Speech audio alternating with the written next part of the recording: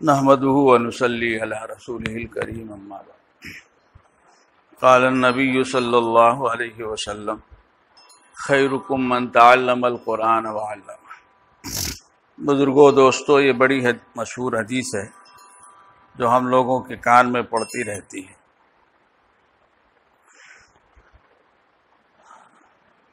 نبی پاک صلی اللہ علیہ وسلم کا ارشاد ہے، اور آپ حضرات چھوٹے بڑے طلباء سبھی کچھ نہ کچھ اس حدیث کے مفہوم سے واقف ہیں کہ نبی پاک صلی اللہ علیہ وسلم نے فرمایا ہے، تم میں یعنی تم مسلمانوں میں، خیرکم، خطاب ظاہر بات ہے کہ مسلمانوں سے ہے، تم مسلمانوں میں سب سے اچھا وہ آدمی ہے جو قرآن کریم کو سیکھتا ہے اور سکھاتا ہے۔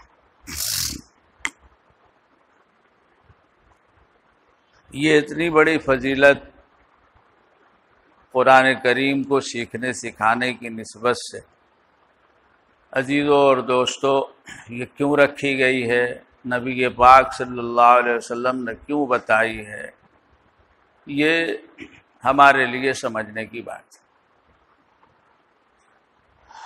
بات یہ ہے کہ قرآن کریم اللہ تعالیٰ کی طرف سے ہم کو اس لیے عطا کیا گیا ہے کہ ہم مسلمان، اللہ پر ایمان رکھنے والے اور نبی آخر الزماں حضرت محمد مصطفیٰ صلی اللہ علیہ وسلم پر ایمان رکھنے والے ہم لوگ اپنی زندگی قرآن کے مطابق گزارے۔ قرآن کریم ہم کو عام کتابوں کی طرح اس لیے نہیں دیا گیا ہے کہ کتاب ہے پڑھ لو۔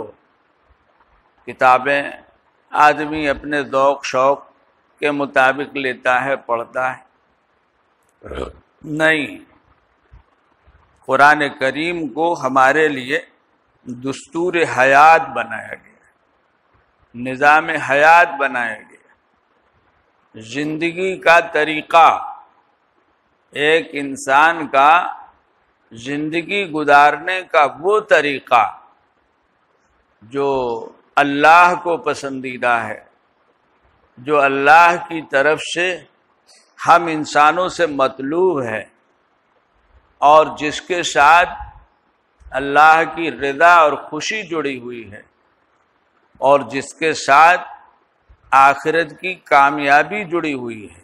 زندگی کا وہ طریقہ اس کتاب میں پورے طور پر بیان کیا ہے، اس لیے اس کو دستور حیات کہتے ہیں، اور اس لیے اس کو دستور اسلام کہتے ہیں، چونکہ اسلام آخری مذہب ہے اللہ کی طرف سے انسانوں کو دیا ہوا، اور قرآن کریم اسی مذہب کی کتاب ہے۔ وہ مذہب کیا ہے، وہ کیا چاہتا ہے، اس کا بیان اس کتاب میں موجود ہے۔ تو چونکہ یہ کتاب اللہ تعالیٰ نے اس لیے ہم کو دی ہے کہ ہم اس کتاب کے مطابق زندگی گزاریں، تو جہاں ایک بات یہ ہے کہ یہ دین و مذہب اللہ کی طرف سے آخری بنایا گیا دنیا کے لیے، انسانوں کے لیے، تو اللہ تعالیٰ نے قیامت تک کے لیے حفاظت کا وعدہ فرمایا اس کتاب کی، اور پھر اس حفاظت کا انتظام فرمایا۔ وہیں دوسری طرف یہ بات رکھی کہ زندگی ہم کو اس کے مطابق گزارنی ہے، تو اب جو لوگ اس کتاب سے تعلق رکھیں گے، اس کے پڑھنے پڑھانے سے تعلق رکھیں گے، تو وہ اس کتاب کی حفاظت کا کام کریں گے۔ یہ دنیا ہے، اللہ تعالیٰ نے یہاں کے نظام کو اسباب کے ساتھ جوڑ رکھا ہے، اپنی قدرت کے ساتھ ساتھ، تو اس میں یہ بات بنا دی کہ یہ کتاب اس طرح باقی رہے گی کہ اس کتاب کے پڑھنے پڑھانے کا سلسلہ اس وقت تک رہے گا جب تک کہ دنیا میں انسانوں کو رہنا ہے اور جب تک کہ اس دین کو رہنا ہے۔ تو یہ کتاب اللہ کی آخری کتاب ہے، یہ کتاب ہمارے لیے زندگی کا نظام ہے، دستور حیات ہے۔ تو اس کتاب سے تعلق پڑھنے پڑھانے کا یہ سب سے بڑی فضیلت ہے اور سب سے بڑے شرف کی بات ہے۔ خواہ یہ پڑھنا قرآن کریم کا یہ کسی شکل و صورت میں ہو، کئی مراحل ہیں، درجہ بدرجہ ایک لفظوں کا پڑھنا جس کو ہم ناظرہ کہتے ہیں، جو نورانی قاعدے سے شروع ہوتا ہے اور قرآن کریم کی آخری سورت تک چلا جاتا ہے۔ ایک مرحلہ اس کو زبانی یاد کرنے کا ہے، جو سورہ فاتحہ سے شروع ہوتا ہے اور سورہ ناس تک جاتا ہے۔ ایک مرحلہ اس کے معنی اور مطلب کے سمجھنے کا ہے، وہ بھی سورہ فاتحہ سے شروع ہوتا ہے، سورہ ناس تک جاتا ہے۔ چاہے خالی ترجمہ ہی ترجمہ پڑھا جائے ضروری وضاحت کے ساتھ، اور خواہ تفسیر اور تفصیل پڑھی جائے، اور ایک مرحلہ اسی پڑھنے ہی پڑھانے کا ہی ہے، اس سے الگ نہیں ہے، اور وہی اصل الاصول ہے، وہ ہے عمل کرنے کا قرآن کا۔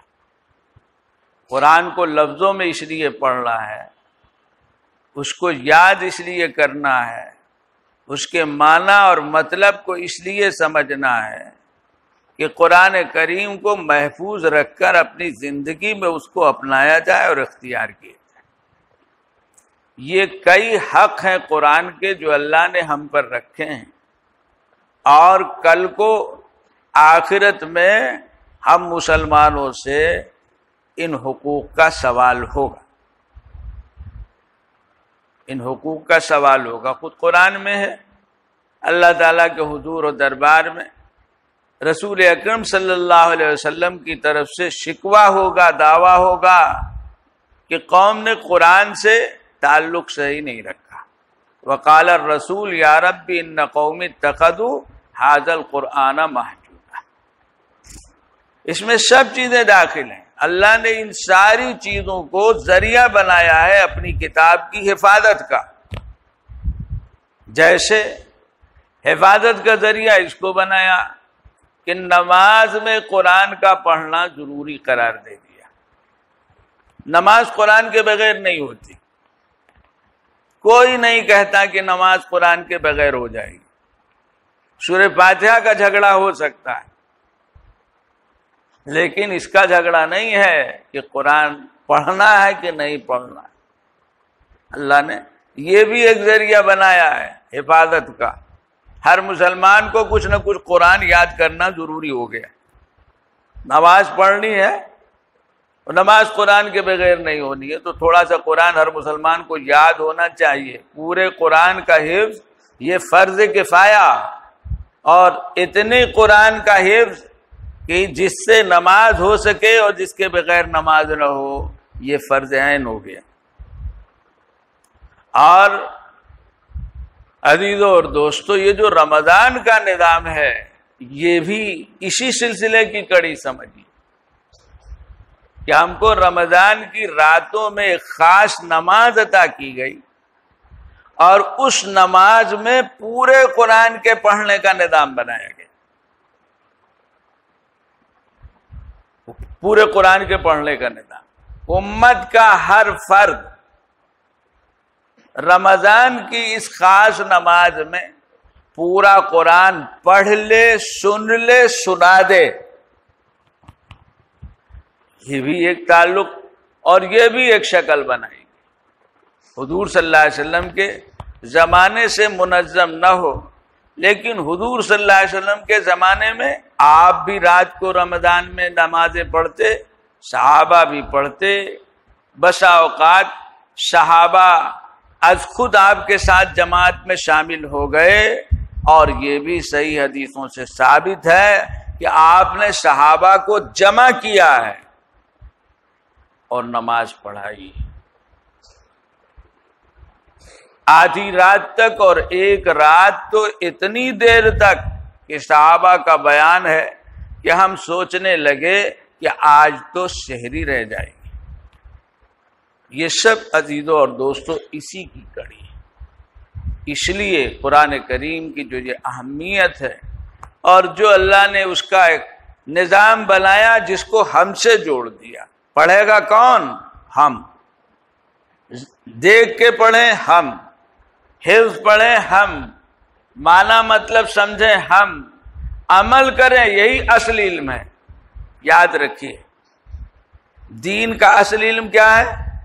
پڑھنا نہیں، پڑھ کر عمل کرنا، جاننا نہیں، بیان کرنا نہیں۔ یہ تو غیر مسلم بھی کر لیتے، بہت سے غیر مسلم ایسے ہو سکتے ہیں جو آپ سے ہم سے اچھا قرآن پڑھیں، لفظوں ایسے ہو سکتے ہیں جو آپ سے ہم سے اچھا معنی مطلب بیان کر دیں کتابوں کی بنیاد پر، اس سے کام نہیں چلنے والا ہے۔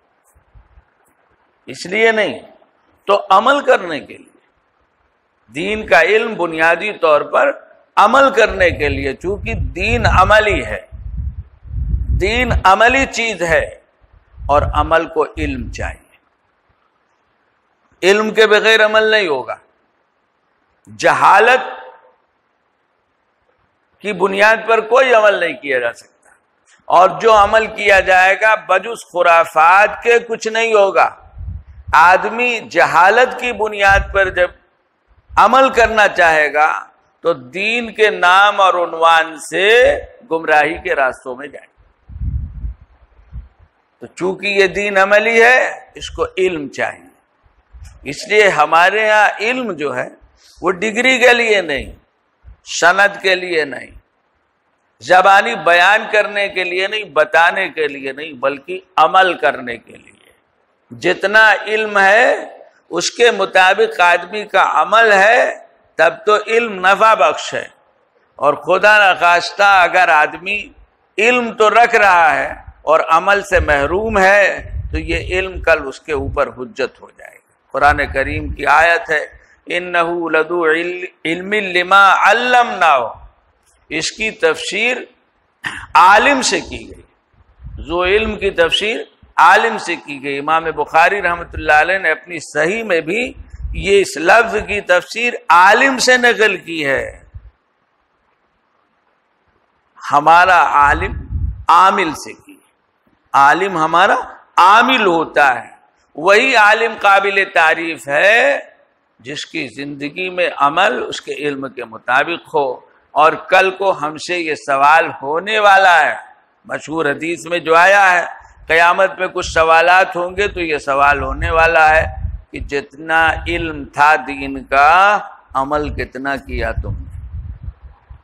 تو چونکہ قرآن کریم کی حیثیت عزیزوں اور دوستوں یہ ہے کہ اللہ کی آخری کتاب ہے، یہ ہم کو اپنی زندگیوں میں اپنانے کے لیے دی گئی ہے، اس کی حفاظت اللہ تعالیٰ نے ہمارے ذمے کی ہے۔ اس لیے قرآن کریم کے پڑھنے پڑھانے سے بڑھ کر، اس سے بہتر، اس سے برتر، اس سے اچھا کوئی علمی مشغلہ نہیں ہوتا۔ دنیا ہو سکتا، دنیا کے سارے علوم ایک طرف، ساری ڈگریاں ایک طرف، اور قرآن کریم کا علم اور اس سے تعلق رکھنے والی ڈگری اور سند ایک طرف، چاہے وہ حفظ کی ہو، چاہے تجوید کی ہو، چاہے وہ اس کے آگے کی ہو، اس کی قدر و قیمت دنیا سے نہیں لگ سکتی۔ اسی لیے ہم کو جو لوگ مدرسوں میں پڑھتے پڑھاتے ہیں ان کو ہمیشہ اپنے سامنے یہ رکھنا چاہیے کہ اللہ نے ہم کو ایک بڑی دولت سے وابستہ کیا ہے، ہمارے اوپر بڑا احسان اور اکرام کیا ہے کہ اپنے دین کے علم سے جوڑا ہے، اپنی کتاب کے علم اور اس کے پڑھنے پڑھانے سے جوڑا ہے، اور اس لیے یہ ہمارے ذہن میں رہنا چاہیے کہ یہ اس لیے نہیں ہے کہ ہم دنیا کمائیں اور دنیا بنائیں، بلکہ یہ اس لیے اور صرف اس لیے ہے کہ ہم دین کو اپنی زندگی میں اپنائیں اور اپنی آخرت بنائیں۔ اسی لیے تو پیدا کیے گئے، یہ علم اسی لیے ہے۔ اب آگے دنیا کی ضرورتیں کیسے پورے ہوں گی تو وہ حالات ہیں، وہ اپنے اپنے طور پر اللہ نے راہیں رکھی ہیں، ان کے مطابق آدمی چلتا ہے، اپنی ضروریات پوری کرتا ہے۔ کوئی مدرسوں میں رہ کر علمی دینی خدمتوں میں لگ کر اپنے گزر بسر کا انتظام کرتا ہے، کوئی کسی کاروبار میں چلا جاتا ہے، لیکن یہ پڑھنا پڑھانا ہمارا اس لیے نہیں ہے، اس لیے نہیں ہوتا ہے کہ ہم کو دنیا کمانی۔ یہاں پہلی نیت یہ ہے کہ ہم کو اپنی زندگی اس علم کے مطابق بنانی ہے۔ دوسری نیت یہ ہے کہ اس کے واسطے سے ہم کو علم اور دین کی خدمت کرنی۔ دوسری نیت یہ ہے، باقی آگے اللہ پیدا کرنے والا ہے، وہ روزی دینے والا ہے۔ اگر اس کی تجویز یہی ہے کہ اسی خدمت کے واسطے سے اللہ تعالی ہمارے لیے روزی روٹی کا انتظام کریں گے تو کوئی حرج نہیں، اس سے اچھا کوئی مشغلہ نہیں۔ کتنے لوگوں نے اپنی زندگیاں اسی میں گزار دی، کتنے، کیا کوئی تعداد ہی نہیں ہے۔ انہی کی برکت ہے کہ آج قرآن باقی اور زندہ ہے اور دین کا علم باقی اور زندہ ہے۔ صحابہ کے زمانے سے یہ سلسلہ، حضور صلی اللہ علیہ وسلم کے زمانے سے، صحابہ کے زمانے سے ایسے ہونے لگے کہ جنہوں نے صرف قرآن کے پڑھنے پڑھانے، یہ جو حدیث ہے پڑھی ہے، بخاری وغیرہ میں روایت موجود ہے، اس کے جو راوی ہیں ابو عبد الرحمن سلمی جیسا کہ نام یاد آتا ہے، جنہوں نے حضرت عثمان وغیرہ کے واسطے سے روایت نقل کی ہے، ان کی پوری زندگی قرآن کریم کے الفاظ کو پڑھانے میں بچوں کو، جوانوں کو جو سامنے آئے گزر گئی، اور وہ کہا کرتے تھے کہ حدیث کے اس مضمون نے مجھ کو اس جگہ بٹھا رکھا ہے، حدیث کے اس مضمون نے مجھ کو اس طرح بٹھا رکھا۔ 10 سال انہوں نے قرآن کے پڑھنے پڑھانے میں لگائے۔ اس لیے عزیزوں اور دوستو، یہ مدرسوں کا جو ماحول ہے یہ ہم کو اس فضیلت کے حاصل کرنے کا انتظام کرتا ہے ہمارے لیے۔ اللہ تعالیٰ نے مدرسوں کو ذریعہ بنایا قرآن کی حفاظت کا، قرآن کریم کی ہر طرح کی تعلیم کا، اور کہنا چاہیے کہ دین کی عملی تربیت کا، چونکہ یہاں خالی پڑھایا نہیں جاتا ہے، یہاں تربیت بھی دی جاتی ہے، چونکہ ہمارے یہاں مقصد خالی پڑھنا نہیں، ہمارے یہاں پڑھنے کے ساتھ پڑھنے کے مطابق اپنے آپ کو بنانا بھی ہے۔ ہم کو اسلام پڑھنا بھی ہے اور اسلام کو سیکھنا اور اپنی زندگی میں اپنانا بھی ہے۔ یہ مدرسوں میں ہی ہوتا ہے، مدرسوں کے باہر کہیں نہیں ہوتا ہے۔ مدرسوں کو اللہ نے اس کا ذریعہ بنایا ہے کہ اس کے واسطے سے قرآن کی حفاظت ہو، دین کی حفاظت ہو، قرآن کی تعلیم عام ہو، دین کی تعلیم عام ہو۔ جو لوگ مدرسے کے احاطے میں رہتے ہیں، چاہے پڑھتے ہیں چاہے پڑھاتے ہیں، ان پر اللہ کا بڑا فضل و کرم اور احسان ہے۔ اللہ ہم کو اس کی قدر کی توفیق عطا فرمائے کہ یہ کتنی بڑی نعمت ہے، اور کبھی بھی اس کو دوسری چیزوں سے کم نہ سمجھا جائے۔ یاد رکھیے اچھی طرح، کبھی دنیا کی قیمت مت لگائیے، دنیا کے مال سے مت جوڑیے۔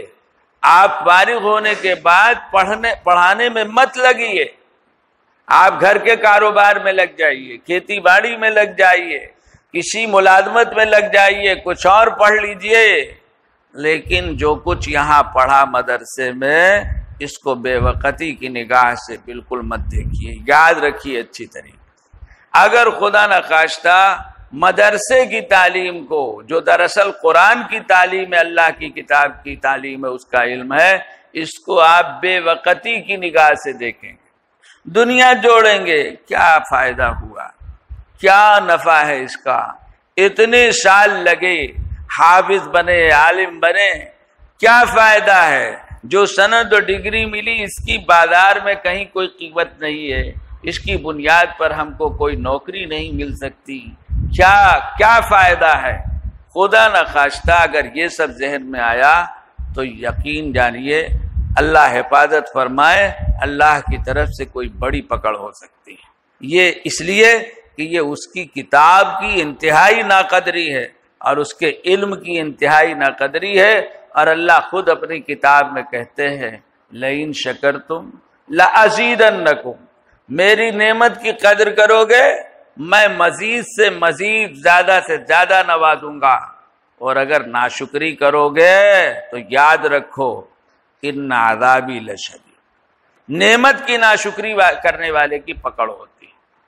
دنیا کمانا کسی ذریعے سے کسی عالم کا حافظ کا کوئی حرج نہیں ہے، لیکن جو اللہ نے علم دیا ہے اس کو ناقدری کی نگاہ سے دیکھنا کہ کیا آج یہ ہمارے کام کا نہیں، کچھ اور پڑھا ہوتا تو یوں کر لیتے، حالانکہ آج تو وہ بھی خواب ہو چکا، کچھ اور پڑھے ہوئے سے یہ کر لیتے وہ کر لیتے، یہ سب خواب ہو چکا۔ پوچھئے پڑھنے والوں سے، ابھی بات ہو رہی تھی بیٹھے بیٹھے آپس میں، کتنے کالج بند ہو رہے ہیں،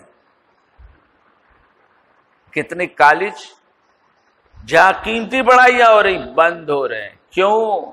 پڑھنے والے نہیں مل رہے ہیں۔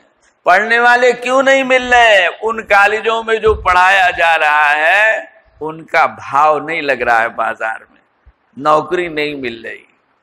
پڑھتا کالج میں اس لیے ہے آدمی پیسے لگا کے کہ 10,000 خرچ کریں گے 1 لاکھ کمائیں گے، 1 لاکھ کمائیں گے، 2-4 لاکھ 2-4 سال میں خرچ کریں گے، زندگی بھر 10 لاکھ کمائیں گے، اس لیے پڑھتا ہے۔ لیکن اب اس پڑھائی سے کچھ مل نہیں رہا ہے تو کالج بند ہو رہے ہیں، مدرسے بند ہوتے نہیں سنیں گے انشاءاللہ۔ اگر کہیں سنیں گے تو اپنی کوئی بہت بڑی کمی ہوگی۔ کسی مولوی اور حافظ کو اگر وہ چاہتا ہے کام کرنا تو اس کو خالی اور بیکار نہیں پائیں گے، یاد کر لیجئے اچھی طرح۔ اور اگر خالی اور بیکار ہوگا تو یہ بھی یاد کر لیجئے اس کے اندر کوئی بڑی کمی ہوگی۔ وہی حافظ وہی مولوی کام سے خالی رہتا ہے اگر کام کا تو تلاشی ہے جس کے اندر کوئی بڑی کمی ہوتی، ورنہ آدمی نہیں ہے، جگہ زیادہ ہے۔ ٹھیک ہے پیسے کم ملتے ہیں، کوئی شبہ نہیں، پیسے کم ملتے ہیں، کام اللہ چلا دیتے ہیں، خالی کوئی نہیں ملے گا۔ یہ کیا ہے؟ یہ دین کی جو ضرورت ہے اس کی بنا پر، اس لیے اس کو خوب عزت کی نگاہ سے دیکھیے، اسی اعتبار سے محنت کیجئے، نیت اچھی بنائیے، محنت کیجئے، خالی